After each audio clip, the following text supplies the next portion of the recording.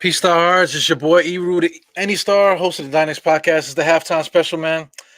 So this is one of those games, guys. I got my man. This is my brother-in-law right here, P Lover 4A. I think this is my brother-in-law.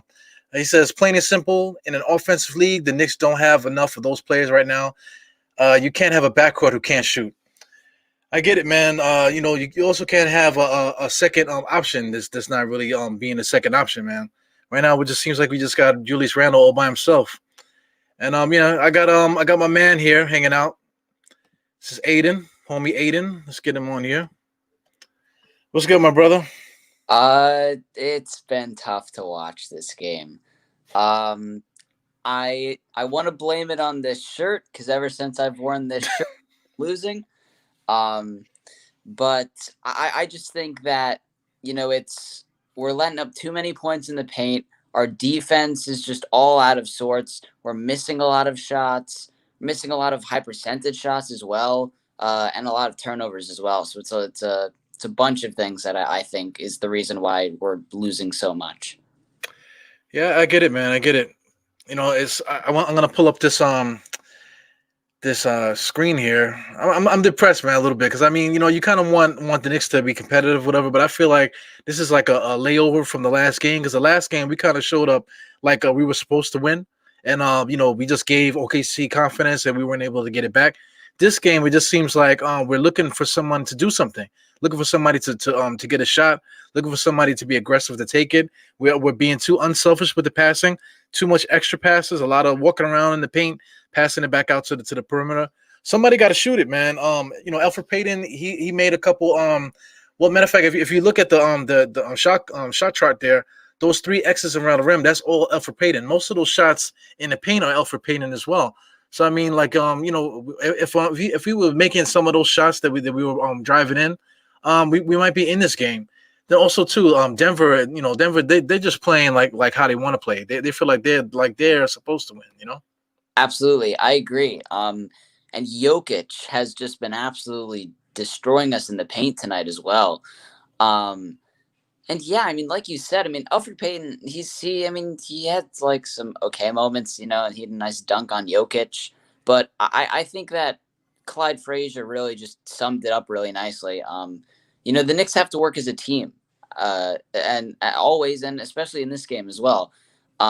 I feel like right now it's kind of like exactly what you said. Like they're just really kind of like focusing on like individuals and looking for somebody to do something, which is basically exactly what you said like 5 seconds ago.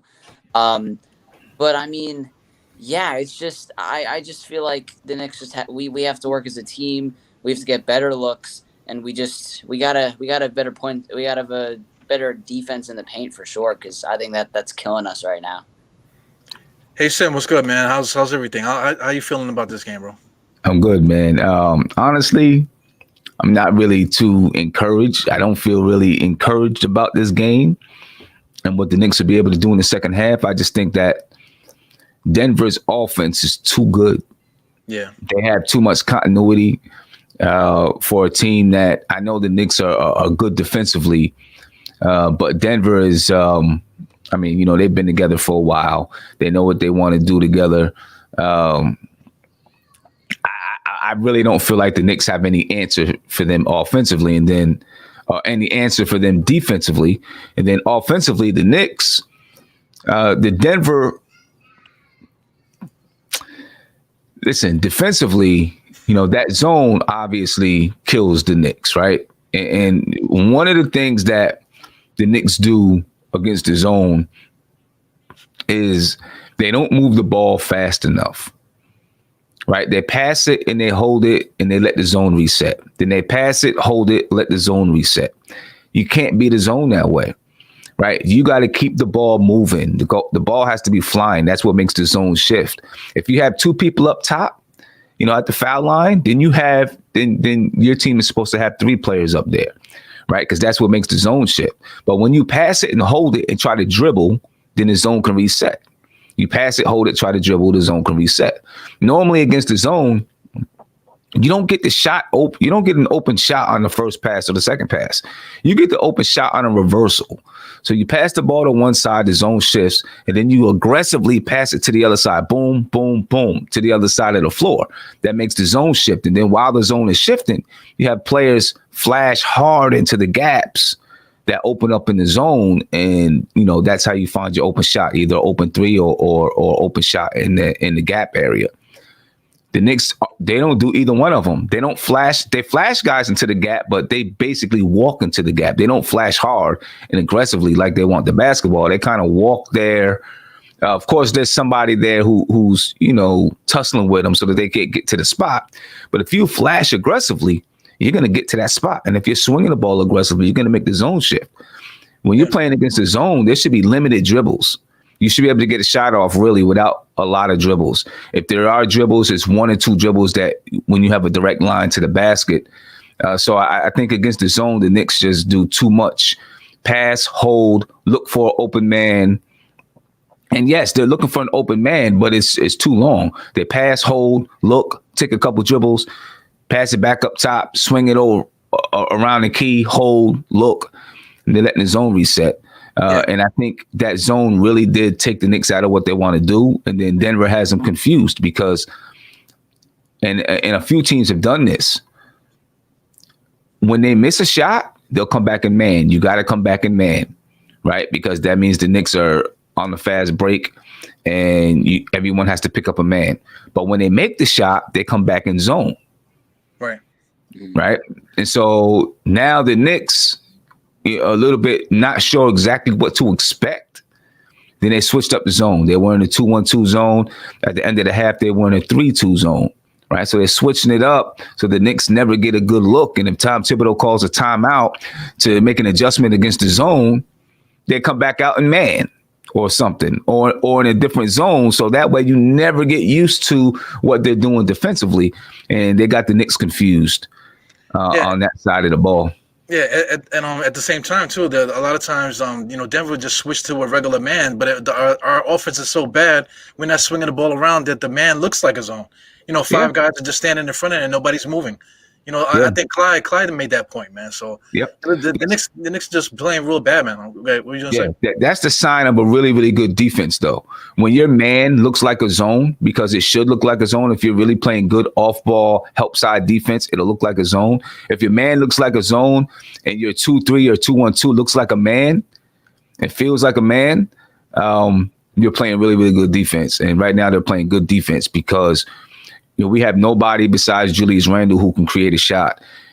I see people on Twitter and I see people in a little group chat that I'm in complaining about Elfrid Payton, right? But it's really not Elfrid Payton. Elfrid Payton is one of the only other players that's even giving the Knicks a chance to score, in my opinion, because he's getting inside.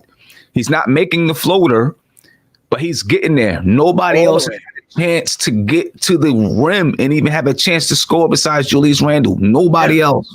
Yeah, everybody's playing that sucker style of basketball. They're just waiting for the shot to come for them, with the open three and all that. They're waiting for that type of game to play. Even this guy, Austin Rivers, he's kind of been floating around too. I want him to be aggressive, and there's nobody being aggressive, like you said, except Payton and except Julius Randle. Shame on RJ as well. What you got? What you got on this, Aiden?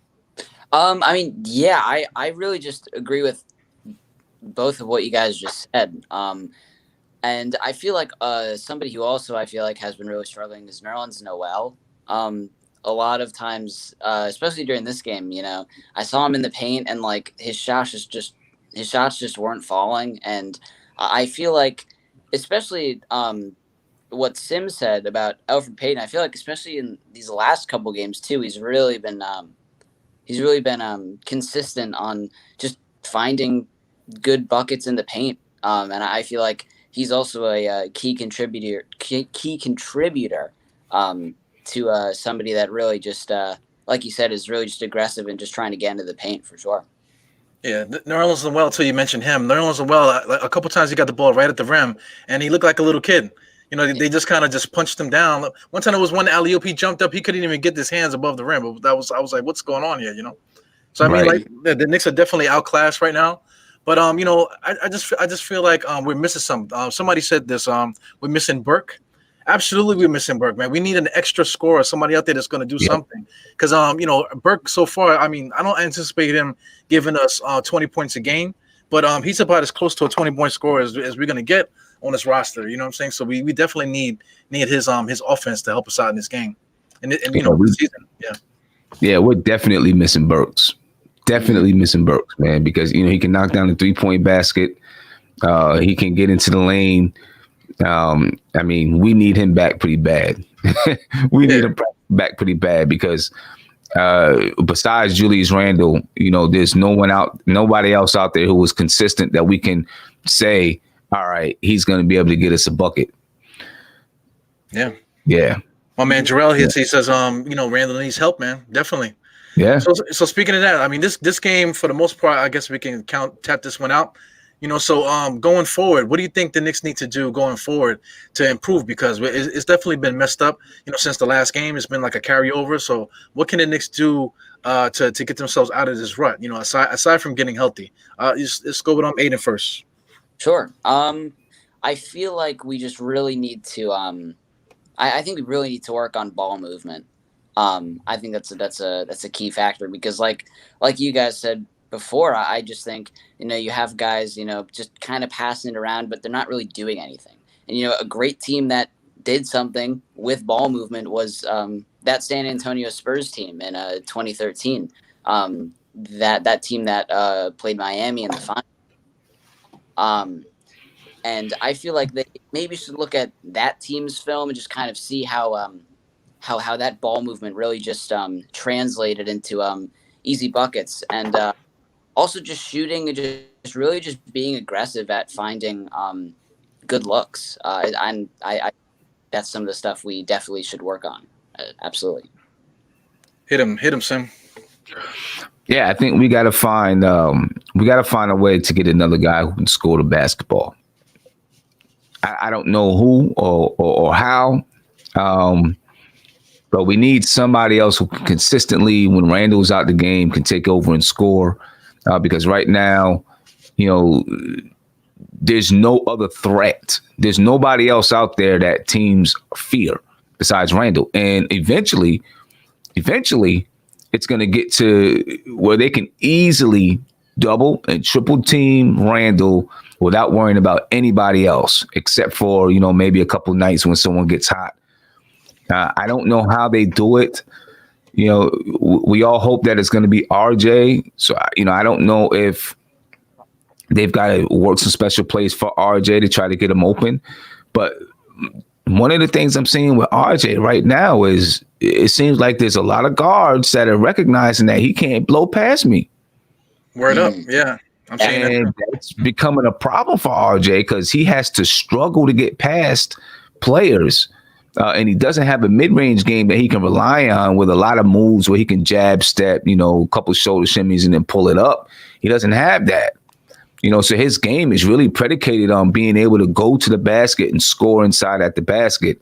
And if you can't get to the basket, he's dead. Yep. I don't know what else he does. And right now, what I'm looking at tonight, a few times he tried to get past his man to go to the basket and he couldn't. Yeah, they're just riding him to a spot and then leaving him there for dead. He kind of he definitely needs to develop. I mean, he's a young guy, but I mean, he needs to latch himself onto somebody. We have plenty of guys in our history that he can get some information from. The main one for me is Bernard King. He's not. I don't think he's doing anything at the present time. I don't know how his health is or whatever. But I mean, Bernard King was the master of the mid range. Getting shots in places where somebody his size shouldn't have gotten them. You know what I'm saying? So RJ Barrett, he needs to understand, he understands his strength. He can get to a spot and bump a guy off. But if a guy is riding to a spot, he's got to have a counter move. He has no counter moves, So, that's something that he needs to continue to develop as time goes on. But, I'm with you guys, man. The Knicks have $18 million to spend still. We have guys on the bench that are not going to do nothing for us going forward. I'm talking about Frank, DSJ, a couple of other guys too, you can throw into that mix. So maybe we might be able to get like a little package to snag somebody away. Some dangling player. Doesn't have to be like an all-star guy. Just has to be somebody that's a rotational NBA player to get up in the mix here, man. Because we definitely need somebody that's not afraid to shoot. we got too many team players here. Yeah, man. So Yeah, guys. man. Nah, I was just saying, yeah, I agree with you. Looking at this team right now, we're at game 10. I think that they were going to evaluate the team, at about game 20, and then start looking at what moves they can make. I'm hoping that, the Knicks are able to remain 500. I think they will remain around that 500 mark going into 20 games. And if they are, I want them to go ahead and, make a smart, intelligent move to add a guy that can, help boost the roster. Yeah, absolutely. Well, the game started already, man. So where are we at now? Okay. We're at like 10:41. Knicks are up. The Knicks are down 61-41. So I'm gonna get everybody back to the game so they can enjoy the massacre with the rest of us. Yeah. Man. So say your goodbyes, man. Peace, Aiden. Peace. Yep. See you guys. See you guys on the next one. Yep.